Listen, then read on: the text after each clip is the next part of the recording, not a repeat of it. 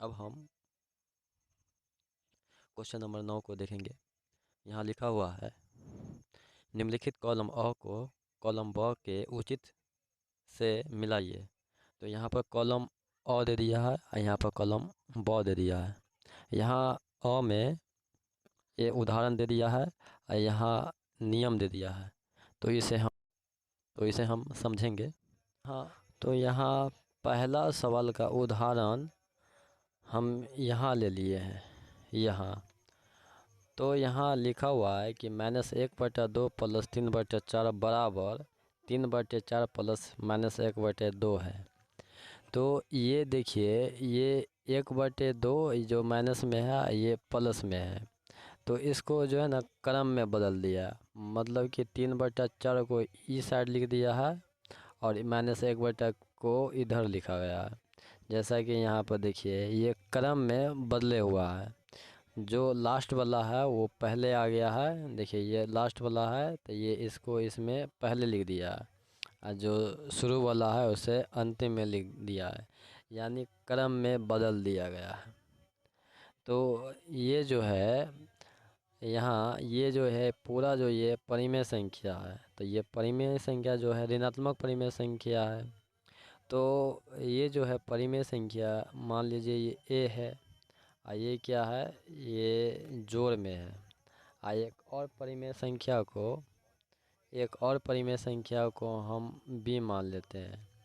तो इसको जो अगर क्रम में बदलेंगे ना, ये बी को पहले लिख देंगे और ए को बाद में, तो ये जो है ये इससे मैच करता है। तो ये वाला नियम हम जो है पहला वीडियो में ये हम बताए हुए हैं। तो ये वाला जो नियम है ये क्रम में बदला हुआ है, तो इसलिए ये योग का क्रम विनिमय गुण है। तो इसका देखिए, ये पहला का जो है ये यहाँ मिलेगा जे में। तो हम दूसरा को,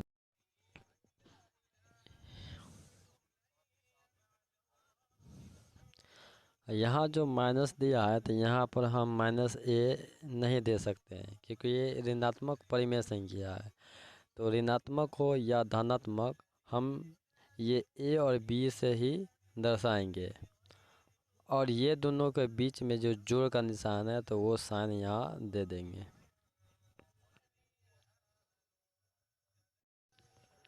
अब हम उदाहरण ये वाला 2 का देखेंगे और पता लगाएंगे कि ये कौन सा गुण है। तो यहाँ देखिए, ये 5/6 गुने 4/7 बराबर 4/7 गुने 5/6 दिया हुआ है। अब इसको भी देखिए क्रम में बदला हुआ है। 5/6 जो शुरू में है इसे लास्ट में कर दिया गया है, और जो लास्ट में है इसको शुरू में रख दिया है, यानी क्रम में बदल दिया गया है। तो ये जो है गुना है, तो ये गुना का क्रम विनिमय गुण है।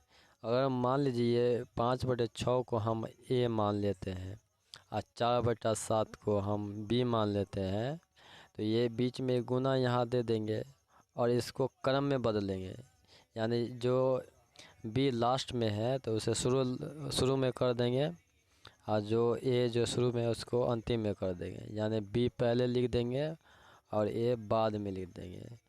तो ये जो नियम है ये गुना का क्रम विनिमय गुण है। तो यहाँ जो है ये दूसरा का जो ये आंसर हो जाएगा, यहाँ देखिए ये वाला हो जाएगा, ये गुना का क्रम विनिमय गुण हो जाएगा। अब हम तीसरा क्वेश्चन ये उदाहरण का देखेंगे। तो ये वाला सवाल को हम यहाँ लिख दिए हैं। लिखा हुआ है -1/2 + 2/5 + 3/10 बराबर -1/2 + 2/5 + 3/10 है। ये इस प्रकार लिखा गया है। तो अगर ये जो परिमेय संख्या को, ये ऋणात्मक परिमेय संख्या है तो इसे हम a मानेंगे, और इसे जो है दूसरा जो परिमेय संख्या है उसको b मानेंगे, और ये तीसरा जो है ये सी मानेंगे। इसी तरह देखिए ये भी इसको जो है ए मानेंगे, इसको बी मानेंगे और इसको सी मानेंगे। तो यहाँ देखिए ये प्लस का साइन है, तो यहाँ पर ये जो है प्लस का साइन दे देंगे और यहाँ पर भी प्लस का साइन दे देंगे। इसको जो घेरा हुआ है और इसको भी देखिए यहाँ पर प्लस का साइन दे देंगे और इसको ये भी जो है ये प्लस का साइन इस तरीक़ा से ये घेरा हुआ है। तो ये जो है ये वाला जो गुण जो है ये जो गुण है सहचार्य गुण है। ये जो गुण है सहचार्य गुण है। योग का सहचार्य गुण या सहचारिता गुण है। तो इसका जो आंसर जो होगा यहाँ देखिए इसका जो है योग का सहचार्य गुण यहाँ दिया हुआ है 3 नंबर का। अब हम अगला सवाल को देखेंगे। अब हम ये चौथा क्वेश्चन को देखेंगे। ये चौथा क्वेश्चन यहाँ हम लिखे हुए ये 1/4 + 3/8 है। तो इसको अगर हम जोड़ेंगे तो ये 5/8 आ जाएगा। तो ये वाला जो गुण है अगर हम मान लीजिए ये परिमेय संख्या है तो इसे ए मान लेंगे, ये दूसरा परिमेय संख्या को बी। अब ये दोनों को जोड़े हुआ तो जोड़ दे देंगे। ये देखिए ये जोड़ने के बाद एक नया जो परिमेय संख्या आया है।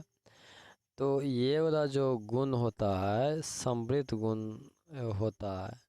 जब दो परिमेय संख्याओं को अगर जोड़ेंगे तो हमें एक परिमेय ही संख्या आएगा। तो ये गुण को समृद्ध गुण कहा जाता है, समृद्ध गुण या समवर्ग गुण।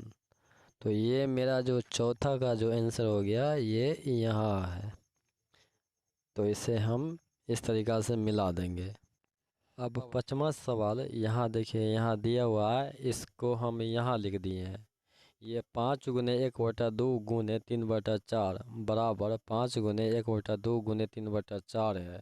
तो यहाँ देखिए यहाँ पे 3 गो परिमेय संख्या लिया गया है।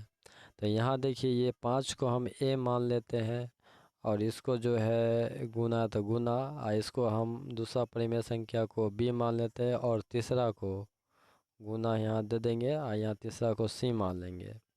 और इसी तरह ये देखिए कि ये 5 है तो ये 5 है, ये 1/2 है तो 1/2 है, ये 3/4 है तो 4। तो हम यहाँ पर सेम ले देंगे, ये ए बी और ये सी ये गुना में दे देंगे।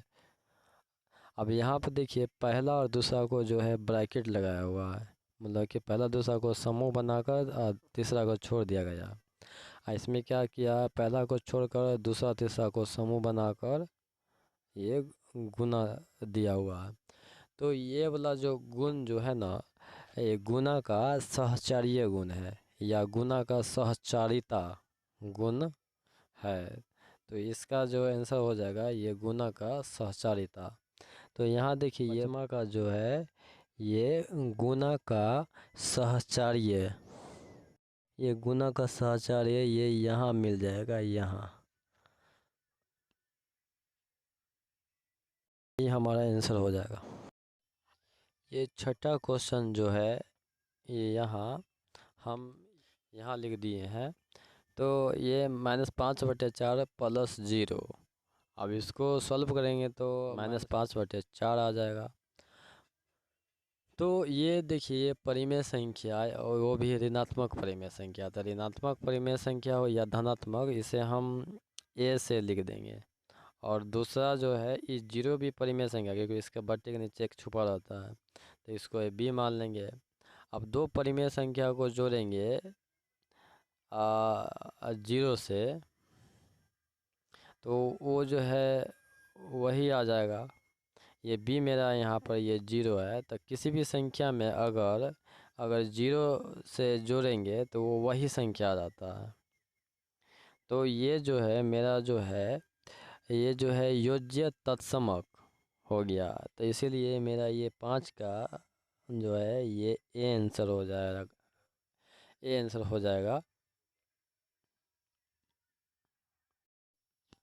अब हम 7वां क्वेश्चन को, ये जो है 7वां क्वेश्चन, यहाँ इसको देखेंगे। ऐसे हम यहाँ लिखे हुए हैं, तो यहाँ देखिए 7वां क्वेश्चन, 5/2 गुने 1/3 प्लस 2/5 बराबर 5/2 गुने 1/3 प्लस 5/2 गुने 2/5 है।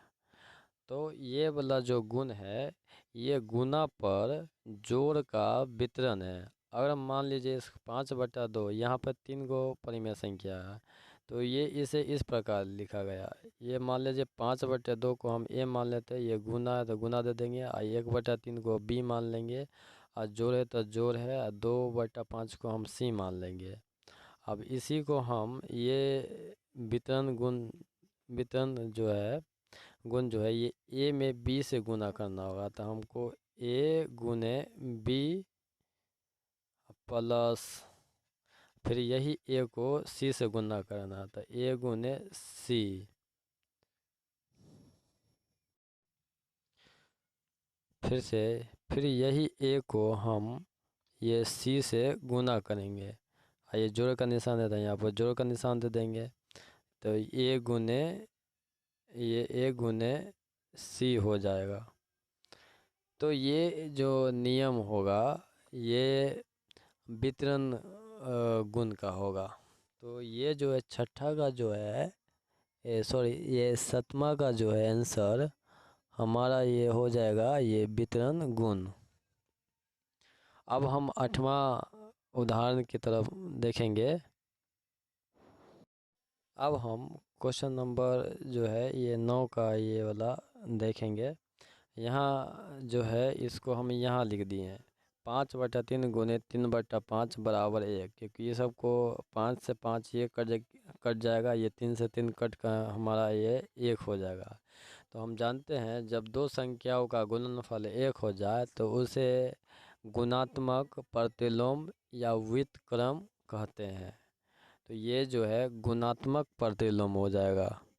अगर यहाँ देखिए ये 5/3 है, तो मान लीजिए ये इसको हम ये जो ए मानेंगे और इसका उल्टा करेंगे, क्योंकि इसके बट्टे के नीचे एक छुपा रहता है, इसको उल्टा करेंगे तो 1/ए हो जाएगा। अब ये दोनों को जो है भाग देंगे तो ये कट जाएगा, ये एक मरते, ये भी जो है एक मरते कट जाएगा। तो ये 1/1, 1 गुने 1 हो जाएगा।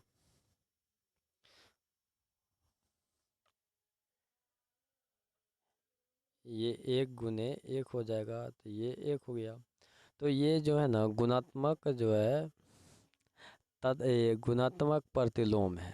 तो इसका आंसर जो हो जाएगा, यहाँ देखिए ये गुणात्मक प्रतिलोम यहाँ हो जाएगा।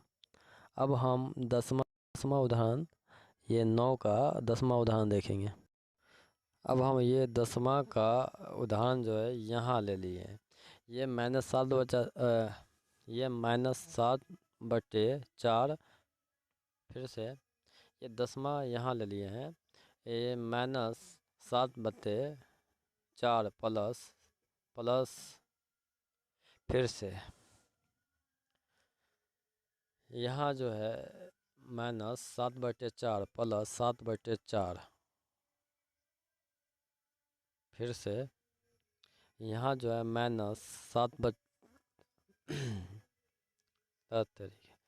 यहाँ जो ले लिए -7/4 प्लस 7/4। अब ये दोनों को सॉल्व करेंगे तो 0 आएगा।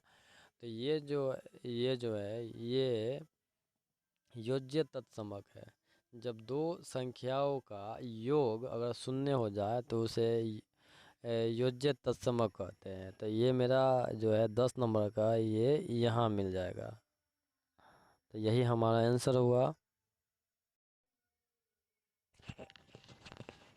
तो यही हमारा आंसर हो जाएगा।